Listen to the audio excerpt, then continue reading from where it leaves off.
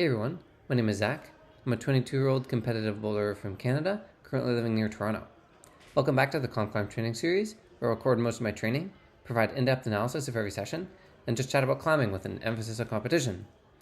So today, we are back for our day 2 on of training after a very intense day of training yesterday with Ben on the moonboard in Toronto, and then we had a campus session later, and I was in quite the predicament today.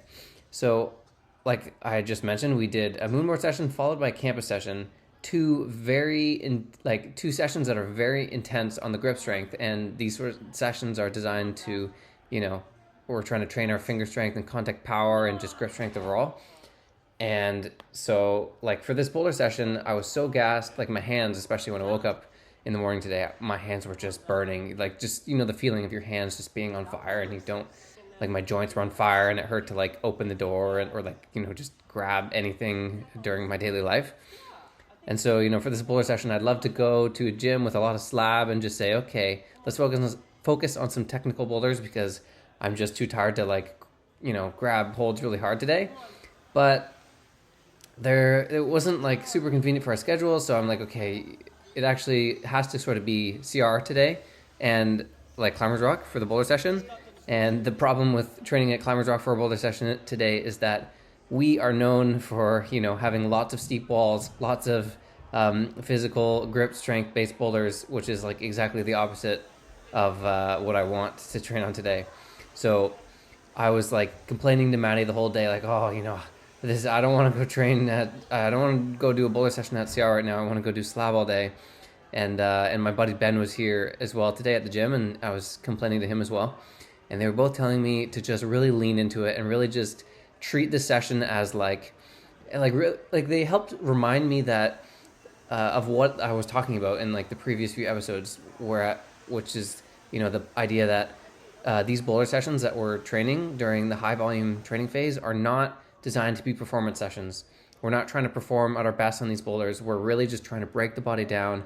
We're trying to build strength. We're trying to push our grip strength and our physical fitness to the maximum limit and just kind of break the body down. We're not trying to go and perform on boulders.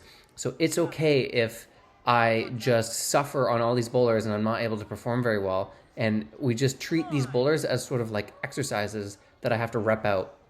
It's okay that all these boulders are going to be super intense on my grip strength today, which they all end up being. We try a lot of physical boulders today. And it's okay if they're just super hard and I just have to try really hard and maybe it amounts to nothing, but I'm really, like I said, it's been a while since I've been in a high volume training phase, and I'm sort of my mindset, the proper mindset to have during these training phases. My mindset is actually a bit rusty, and I haven't been in this high volume training mindset in a while. So these past few sessions, I've really had to remember how you're supposed to tackle these training phases, and you just have to go into every session and give your best. And try your absolute hardest, and just as long as you're trying hard on boulders, on your spray wall sessions, on your workouts, whatever it is, that's all that really matters. And that's what I've been really having to lean into, even just as we're getting started with this high volume training phase, is my body is just already hurting so badly. I was tired as soon as I started warming up for this session. And that being said, actually, I had a bit better of a session than I thought. It was a weekend. There was lots of people in the gym. I was feeling psyched. My friend Ben was here. He was featured in the last video, and Maddie was climbing. So the psych and the amount of new boulders sort of carried, and I was able to just bring as much power and energy out of myself as I had. This boulder here that we're trying right now was definitely the biggest challenge of the session. This crimp that I'm grabbing with my left hand is this tiny little knob, tiny little crimp. This, I was before every attempt, I had to summon all the power that I had to be able to grab this tiny little hold, because my fingers were just gassed, especially from the moonboard yesterday. But it was cool to get done this boulder. I think this is probably the hardest boulder up in the gym right now. And so, yeah, I've just really been sort of just re-emphasizing that I got to lean into the hardness of this high volume training phase. And the way I sort of like to do this is sort of treat these boulders as just exercises that we got to rep out, and we're not trying to perform. And this is something that I've always struggled with when I was younger. Is I used to feel insecure when I wasn't performing all the time in my boulder sessions during when I was trying to strength train. But that's also just because I wasn't super like educated properly about how that you're not supposed to just be performing all the time, and you're supposed to dedicate time to being able to not perform and just to strength train. And so that's what I've learned over the years. Also, here we go. We got Ben. He was doing a campus session today at CR, and so we weren't actually climbing together today, unfortunately. But here, look at him campusing around these tiny little crimps. We learned how strong he was in the last video, and yeah, we'll definitely get some more sessions in with him. But he's got his own training program that he has to stick to, so we didn't quite align today. But it was still nice to have him in the gym. Speaking of Ben as well, I'm going to start introducing a new climbing term on this channel. Ben has taught me about something he likes to call a collision fracture, which is what we're seeing on the screen here with this one-hand dyno. So he was telling me that this is, I guess it was he got this term from like a Nathaniel Coleman video. Like, I don't think he came up with it himself. He said he might be sort of using it in his own way. I'm not exactly sure, but the idea with this term collision fracture is that, and this is actually an interesting topic, I find that my finger strength is okay. You know, like I wouldn't consider myself top 10, maybe even not even top 15 in the country in terms of finger strength, just like just pure static dead hanging power on like a crimp. But what I have is I have a really strong collision fracture. So this is sort of just, I guess this is a term that's used in other sports, right? Like in football or whatever. And so the way we're using it here in climbing is it's just like, I don't know, slang that we're just sort of like appropriating or something and just using in a sort of a fun way. This is sort of Ben who was telling me how has been using this. So the way we're going to be using collision fracture as a climbing term is like your ability to jump to a hold and load it. So like any sort of, like sort of one-hand crimp dynos, like this climb that we just did a second ago on the yellow is sort of my idea of this. That being said, I wasn't jumping to a crimp. It was like a pretty positive in cut. But what I have is I have like a really strong collision fracture. So I think the delta between my collision fracture and my actual dead hang power is quite large. And so what I mean by that is I am able to excel when we're like dynoing to a crimp or an edge, and it's like a dynamic load of force on this hold.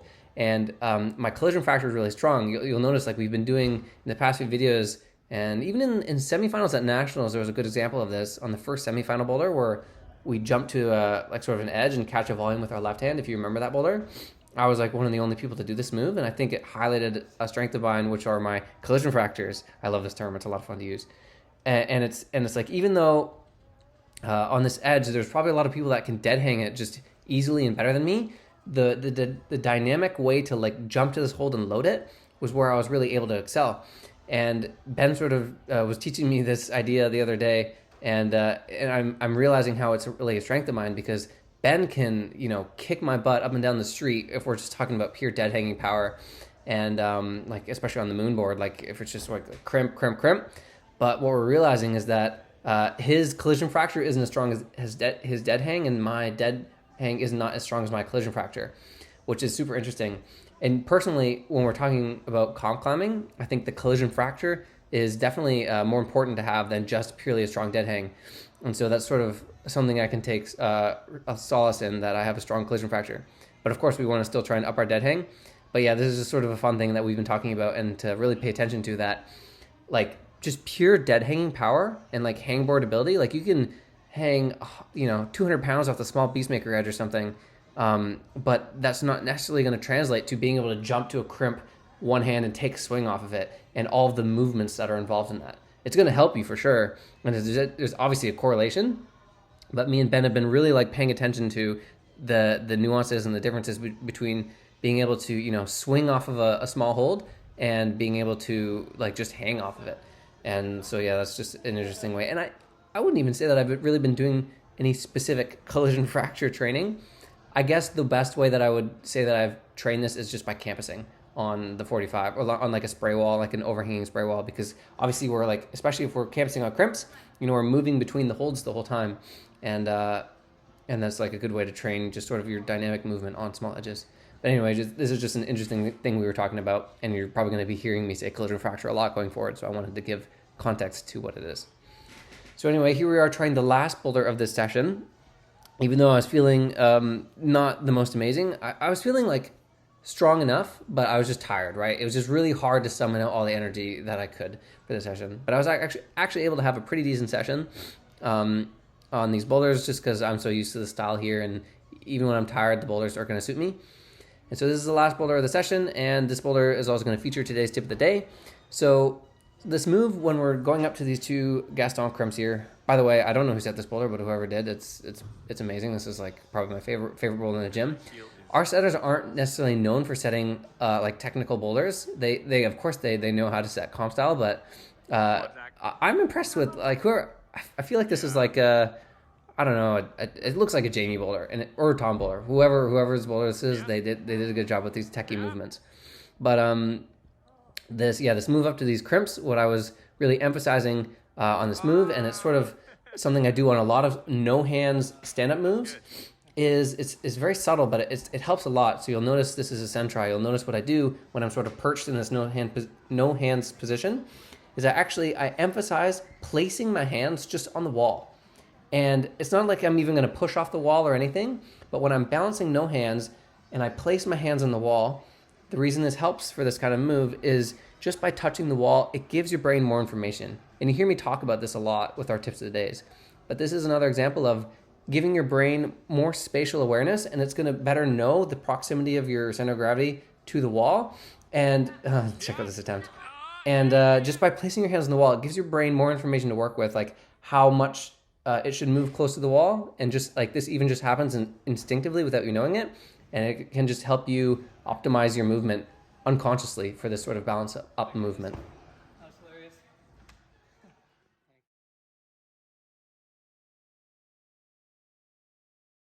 So here we are for session 2, our workout. And so like I was saying, I was already super tired for that morning session, and I had to summon up all the energy that I had left in the tank to be able to execute that session. And I think I really did. I was really leaning into I got to try really hard during this boulder session, and my fingers are burning, my body's burning, everything hurts, but I'm just going to keep pushing. And I surprised myself that I was able to do that for the whole boulder session and able to send a bunch of boulders and like have like on paper, a pretty good boulder session, even though what doesn't come across through the videos is just how much my body was burning on all of those attempts. Like looking back on the videos, I looked pretty solid on the boulders, but everything was hurting. It was like, that was a really try hard session. And so what that meant was that after that session was done, I was left with a just feeling of destruction. I had already that feeling of destruction before the session. So afterwards it was just, oh man, I was so tired. I knew, so it was mostly in my grip and my hands, just because of like the moon board yesterday. That was like really what put my fingers like in the gutter. So I wasn't too actually worried about the workout portion of this workout, like the sort of like the rest of our body portion of the workout. I was like really dreading the hangboard and the pinch block. Like I was just like, how am I even gonna be able to do this? But to my surprise, like this is just the power of double sessions sometimes. I rested for like a long time this time. We rested for like 5 hours before we came back to the gym for our second session. And the whole time my body, like my hands were still quite sore from the morning, but as soon as I started warming up, like just the nature of doing double sessions all the time, I'm always surprised by how well my body's able to recover. And this is why I do double sessions, just because if I were to do like this workout right after the climbing session, I would have no chance. Like it would be absolutely impossible for me to have any sort of hangboard workout.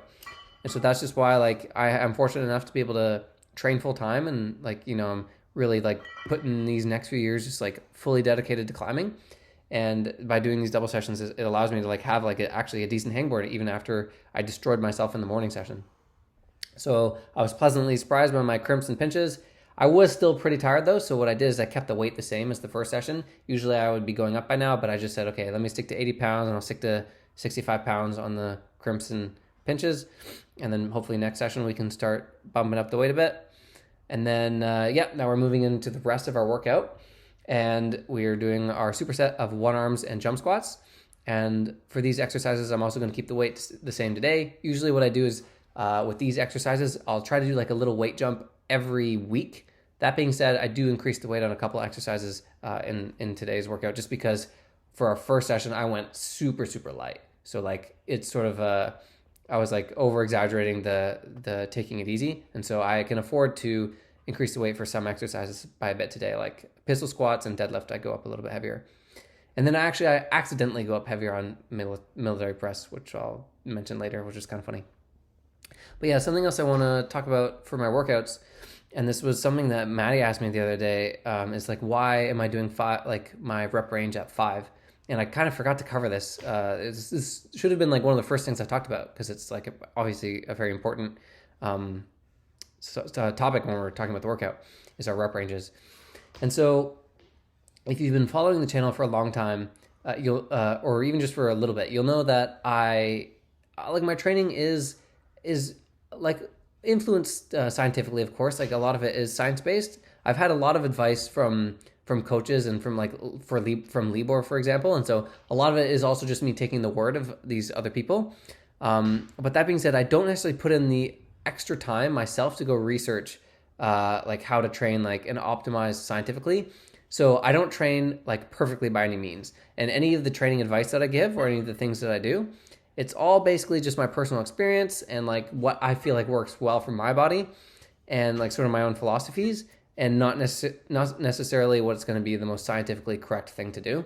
And so I guess what I'm trying to get at when I'm talking about all this is with my rep ranges, we're sort of training strength right now, right? And so we are, I guess, technically we're supposed to be in like a hypertrophy phase, right? We're trying to build muscle.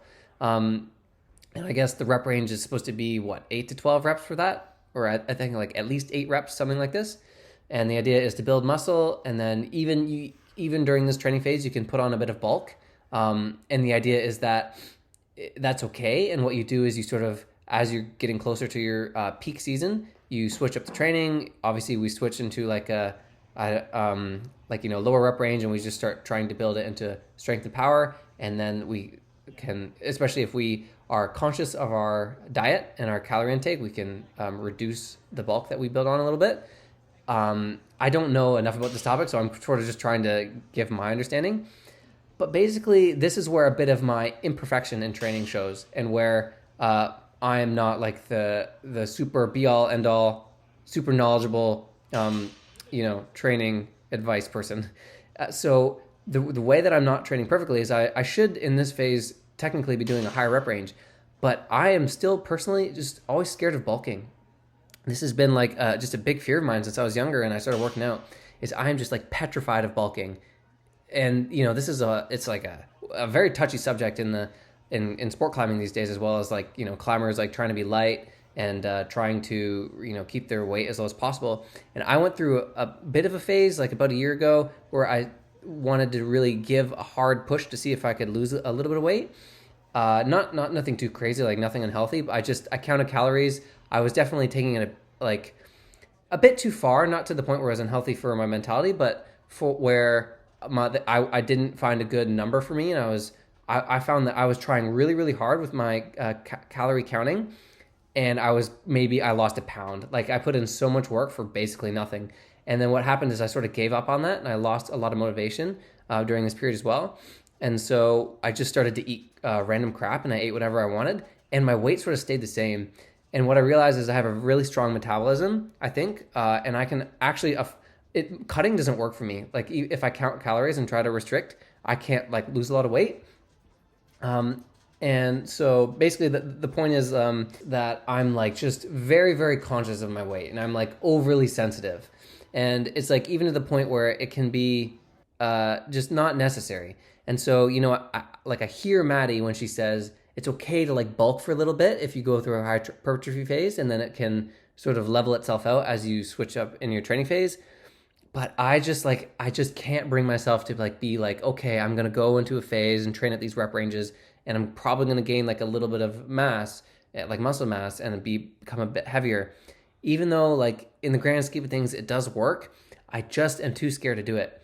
So what I do is I always try to train below the hypertrophy range on purpose, and sort of like the highest rep range I do is usually 5.